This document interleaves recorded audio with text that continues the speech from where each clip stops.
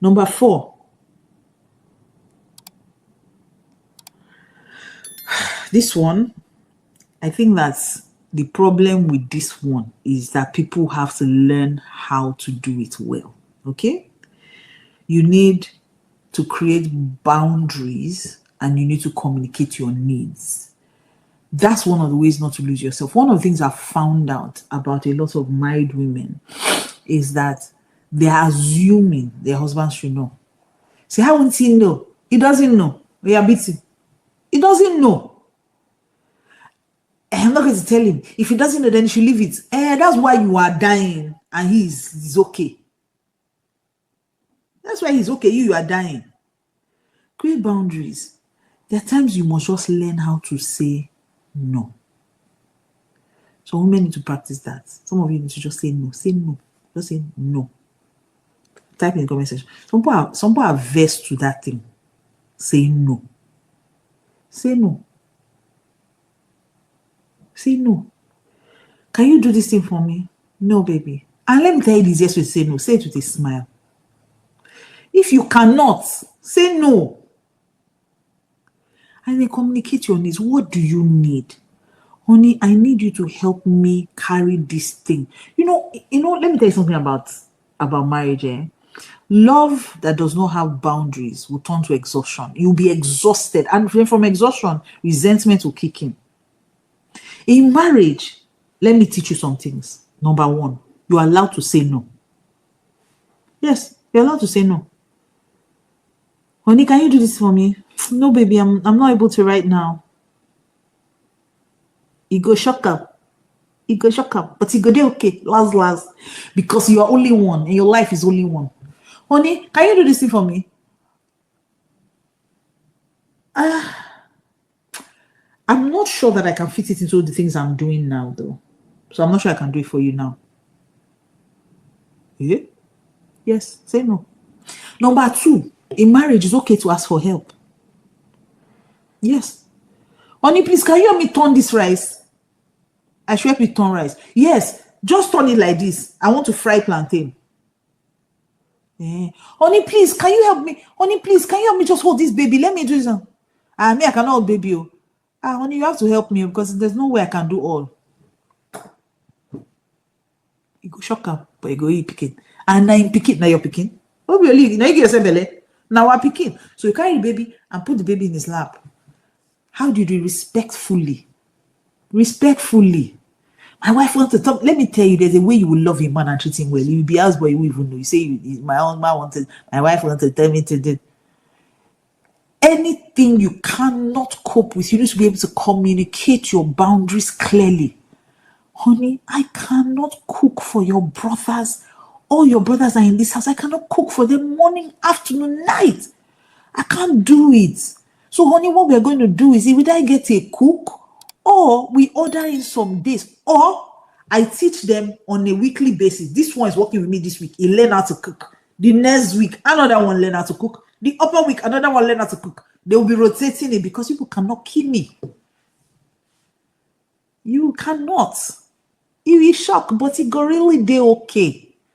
Another thing that you're allowed to do in marriage is protect your energy. Do you want to die? Do you want to die? We're talking about losing yourself. Too many married women are dead. They're just talking about his corpse. You're carrying what is too heavy for you. Marriage is too heavy for one person to carry. He has to be involved. If not, you protect your energy and your peace. And your joy, I dare say. Anytime outside is angry, he does not eat my food. You quickly wash your hand. Carry the food. Eat. You did not even serve yourself. You that I know, the way you are doing as if your husband is God, you do not serve yourself. You serve him with dish and everything, and you do not eat. You go and eat. And when you finish, you say, honey, are you sure? Should I serve you food? It's okay, baby. When you're ready, I'm in the room, okay? Go inside, watch film. Be happy. Protect your energy and your peace and your mind. In marriage, you're allowed to have personal time. Oh, you don't know that. You are allowed to have personal time. Yes, you are. And you must allow your husband to have personal time as well. Not every time. Honey, you don't talk to me. Honey, you don't look at me. Honey, you don't touch me. Honey, you don't. And see, it's not only you. He wants to look at mass. He wants to look at money, stocks. He wants to watch football. Rest. If you're looking forward to talk to, call your girlfriends. Move, start, shift. Honey, you don't do. Honey, you don't. Honey, the man said he can't breathe. That's why he's dodging you. Come back from work, you sit down in the car 2 hours. Because he has to decompress. Even Jesus, as loving and as kind as he was, Jesus knew there were times that he had to just be away from everyone. He had to, you see him wake up in the morning, he would just go somewhere and pray to his father. He would just carry himself and just go. He didn't have, Jesus, he would do big miracle, do everything like this, feed 10,000, do everything. Just say he went to a mountain. He just go and climb mountain and stay only him. Like we say, I beg, I'm people doubt. I'm people that I can't do it. My husband is angry, he's not talking to me. I talk to another person. Can you talk to another person now? I'm part of the problem now. Me say now only I'm they talk to. Like say you get who you they talk to, you go, another person you talk to, things will be okay. So I hear these things a lot in marriage, and I'm like, this is unhealthy.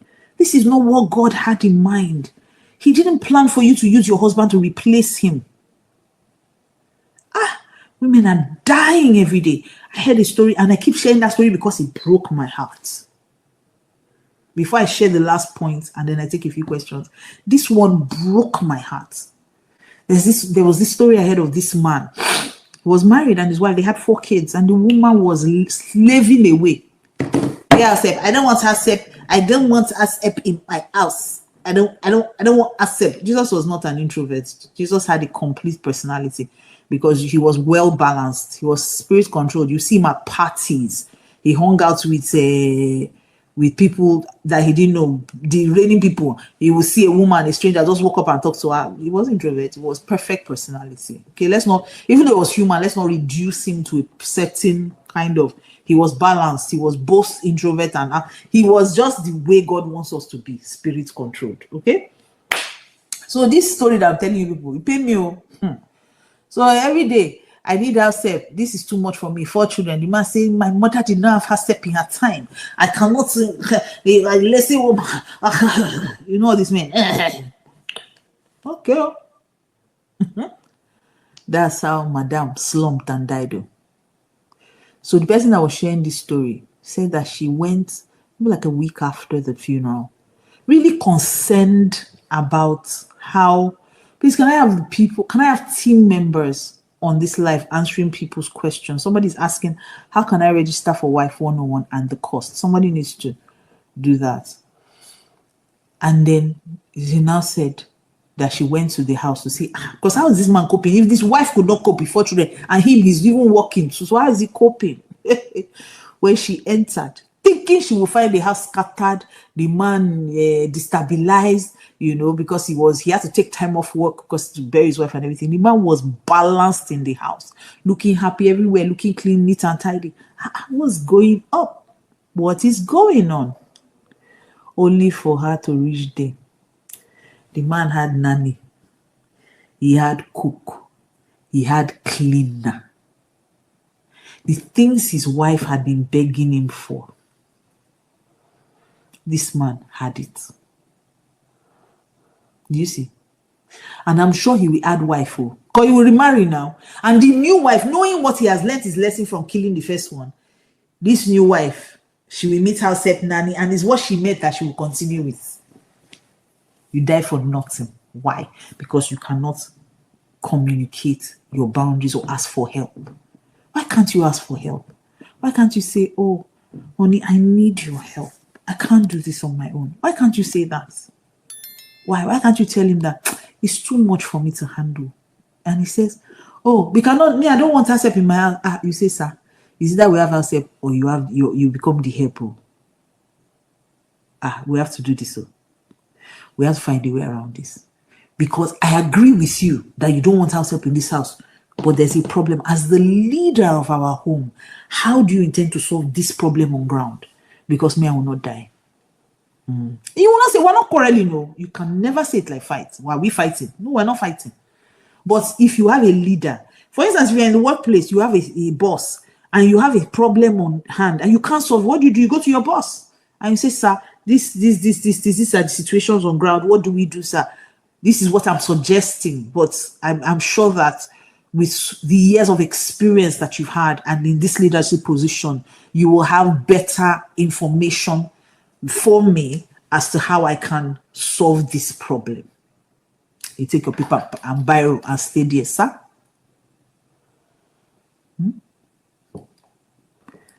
You say, no accept. So what do we do, sir?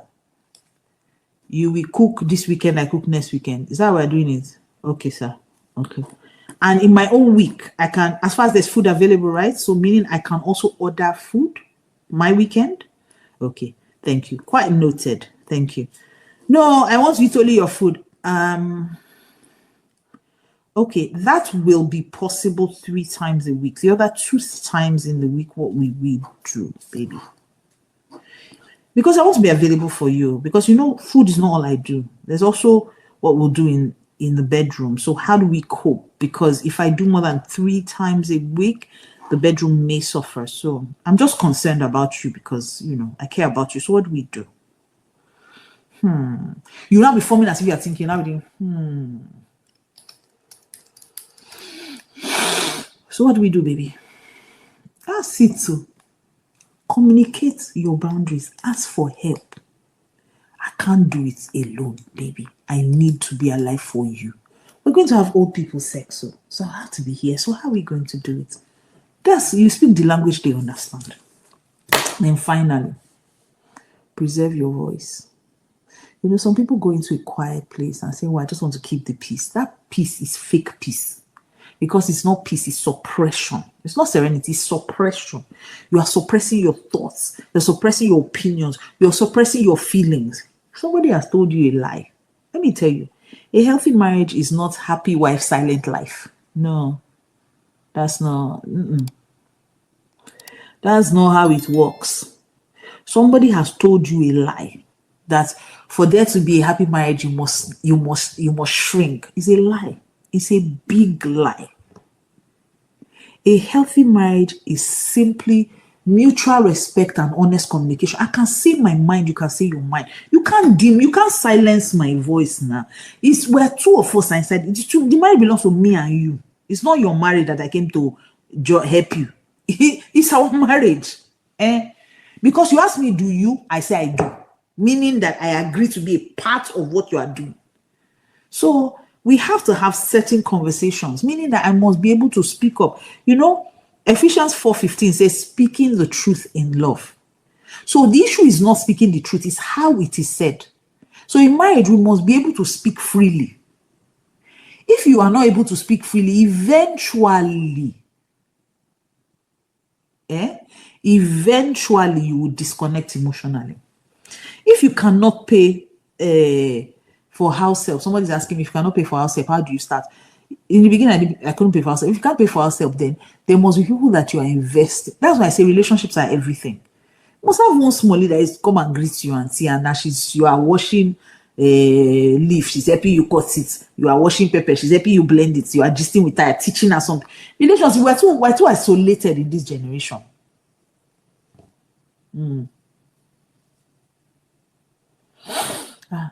Sarah, my challenge with this statement now is how you open your eyes to go and marry the most wicked human on earth. Telling me that there's something a bit not healthy, which we need to deal with. There's something, you see, there's something inside there that is not right. Somebody that you saw in this 9 billion, how many people are in the world, and you chose this one that is the most wicked human. We need to correct something about you too, because, you know, I believe it takes two. Let's not just say, oh, it's only the men, it's only the men. If you see this kind of man and find him attractive, except you married at gunpoint. If you did not, then we need to have a conversation about how you ended up choosing this man. What is it about him that you liked? But that's not what I'm here for today. Come to Wife 101, there's counseling there. Okay? So you must be able to speak your mind. Your voice is not rebellion, it's partnership. Let me tell you something. And this is my last point, so I can take a few questions. One of the people that I look at in the Bible and I feel very sorry for is what's her name? Yeah, what's this woman's name? The name just flew out of my head now. Sapphira. You know Ananias and Sapphira? Sapphira, that woman. I don't understand her. Her husband came up with a plan. Her husband said, let us sell our house. Other people were selling house, so they did not ask them. They say, oh no, let's sell our house. Let's sell our house. They have to also know that we are people of importance and we have, let's sell our house and give the money to the church. She said, oh, good idea. He came back later and said, so I would not give them the whole money. Let's split the money. We'll give them half. Don't tell them. Oh. She said yes. I believe, I could be wrong, but I believe that there's something inside of her that may have told her that this thing you want to do, you know, go think I'm well. You want to go and lie for, not lie for you. You want to go and lie for Daddy Peter, Pastor, Abi Paito, Abi what they call them? Daddy Gio. You want to go and lie for Daddy Gio? Something should have told her. That should have called us and say, see this thing that we want to do. It's not good though. And man say, what do you know? Come on, get out there. She say, okay, what do I know? This thing, me, I will not join you and do rubbish show. Because sometimes we don't know that we're also brought into a man's life to be a voice of reason. So men, they make stupid decisions. So what they need is help. So this man came up with this. Nobody forced them to sell that property. Nobody wants them to bring money. You just bring that by yourself. You just decide. She did not go and meet Peter at the back and say, Daddy, why, please? You see, this is my husband. It's not okay. I'm telling you, it's not okay. Doesn't have one single sense. Nobody told us to bring money. He said, let's bring. Now he wants to hide the money. Sir, please, I'm begging you. I don't know what you will do and how you will help us, but me, I don't support this rubbish show. Me, I don't support this rubbish show. Somebody say, how can she do that? That's not submission. Okay, don't be angry. Well, you know that you marry idiots. You don't know how to manage him. See Nabal's wife, Abigail. As Abigail heard that David was coming to kill her husband, coming to kill her family, it was a servant that even told her. And you see, that's the thing. You must be good to people who work with you. It was a servant that came to tell her that, Ma, you are here. Ma, you are here. You know David, that area boy that used to guard that side, that kills, that make sure that all these people, they don't come and attack our sheep and everything. She say, yes, I know him. Say, Ma, it's because I love you. Ma, and it's because you are good to us. Because when this guy come here, what he go do us not go good. So please, Ma, he says he's coming to kill us. What do we do? She said, what? Where is he? They say it's on his way. She left everything, told them, pack food, pack this, follow me. She didn't go inside and start convincing her husband, and start advising her husband. Start saying some things, wisdom is profitable to direct. She went there and told him, she said, sir, my husband is an idiot too. Because the way you're coming now to come and kill us, you think you are dealing with a human being. That man that I left inside the house, he has money, that's all he has. Sense, one couple sense he does not have. So please, I'm begging you, don't be angry. You that are going to be king one day, you now want to come and stay in your hand. That's what I don't even want. Sir, please don't be like him. Because this thing you want to do now, people will be asking what's the difference between you and him. Sir, you cannot do it all. Forget this man like bad habit. What do you need, sir? See, this is food for you. This is food for your people. Me, sir, I'm here. Your humble servant, she knelt down, do everything. David say, who be this girl? Who be this girl? Hey, this girl has sense. Before you do 2 things, 3 things, she don't mind. As the husband just died like this, he came back. He said that this kind of because I know myself, I would have stained my hand. This girl blocked me. That means that if I marry her, she will give me sound advice. But some wives, no. Who is David? They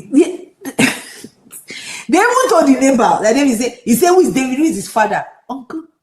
His father no matter, because this guy is coming to kill you, and David never lost the battle. If David there, you will die. You are still asking with his father. You think it's his father that's coming to fight battle for you? He said, come on, get out there. Who does he think he is? I'm not giving him any cob of my Adam money. I'm not giving him nothing. Safira, follow her husband. They do no sense. Abigail say, I will save myself and my family. She had children. David married her with her children. Or is it Queen Esther? Because we keep forgetting that Esther would have, when they wanted to destroy the children of Israel, when Mordecai sent message to her, she sent him clothes to cover himself. Mordecai said, now clothes I tell you, I no fit buy. I'm telling you that, you think because you are in the palace, you are safe. He said, destruction will come and meet you there. But God will raise somebody else to save us because God is never stranded.